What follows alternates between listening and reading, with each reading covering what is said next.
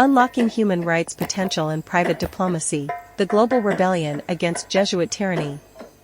While many people are living their lives as if they were in pre-experimental injection days, working and paying Jesuit taxes with worthless and inflationary debt money, fool's gold, criminal bankers at the World Economic Forum are planning a global financial reset in 2030, which will wipe away all material progress and submerge humanity into a new global economic system of digital tyranny.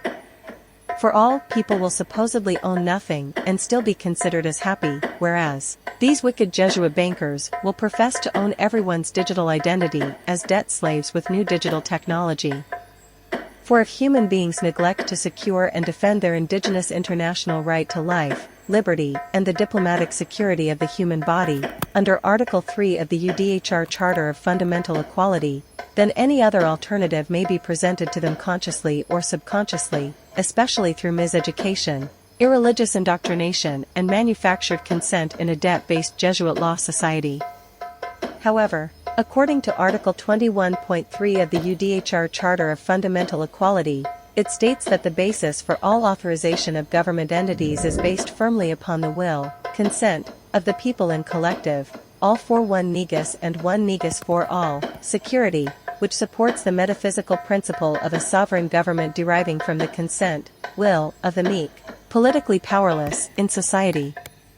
For imagine being kicked out of the democratic law society for disbelief in the unauthorized 1600 Greek transliteration, invented title Jesus, since 1962, while politically experimented upon and stripped of all your indigenous international human rights as a sovereign, politically free, indigenous African people, only to discover the Jesuit supremacy lie and iconic whitewashed falsehoods with the Russian truth. Which is the main reason why many people of African descent were forced from their homes due to the Jesuit logo's demoralizing Afrocentric roots.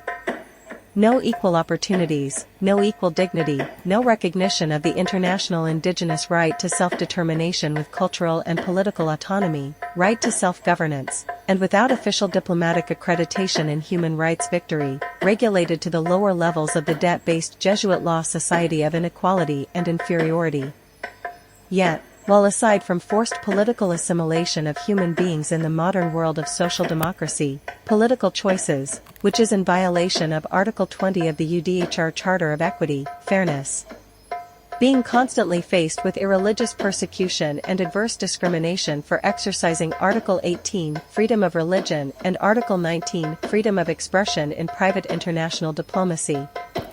Therefore, having been unlawfully criminalized and illegally penalized by Jesuit top politicians for exercising the indigenous international right to freedom of religion, way of life, and expression in Jamaican territory, who else besides indigenous peoples of African descent and garrison communities have a higher democratic claim to actualize a lawful human rights remedy, as a lawful form of restorative international justice in the information age of the 21st century? So why not meditate upon the 30 articles of the UDHR Charter and human rights solidarity, and then we can force the eradication of neocolonialism and end Jesuitism together as one UN corporate body?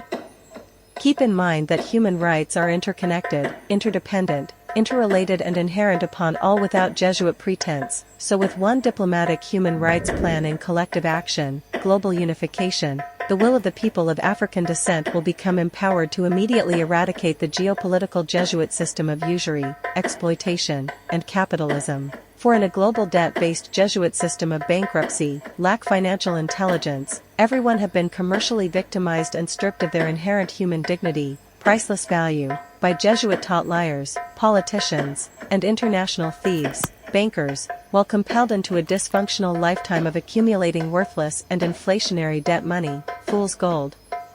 Therefore, something, civil disobedience, must be done to overcome the geopolitical Jesuit system of usury and capitalism immediately, even though it appears that no one has any human rights clue about how to manifest a new debt-free UN planetary system as lawful compensation for global financial apostasy. However, one indigenous individual, Ethiopian Shiloh, chose to diplomatically stand up against the geopolitical Jesuit status quo and do something, civil disobedience, so that other indigenous private humanitarian diplomats may follow a new human rights trend of political enfranchisement instead of doing nothing. Therefore, no one can be upset with the Ethiopian Shiloh risen, as he is the only human rights ambassador extraordinaire and plenipotentiary at large who was sent by His Imperial Majesty to accomplish this divine diplomatic humanitarian mission. For as the human rights law is our diplomatic tutor to the risen Christos today, the risen Christos today is the very end, gift, of the human rights law of fundamental equality, to politically bound the Jesuit hoax, unauthorized title and whitewashed images, with the will of the people's sovereign authority.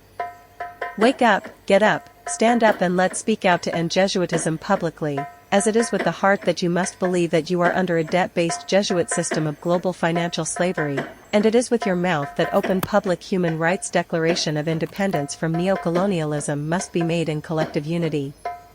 Why should the people look outward to Jesuit-taught politicians for political leadership, instead of looking inward and making human rights decisions for social and political transformation of the individual self in a collective oneness, to Ahido? Selah. Give thanks for watching, and if you need more information or wish to participate with a human rights contribution, then please feel free to contact us at kingdomofdebrizit2020@gmail.com. in human rights solidarity. Blessings.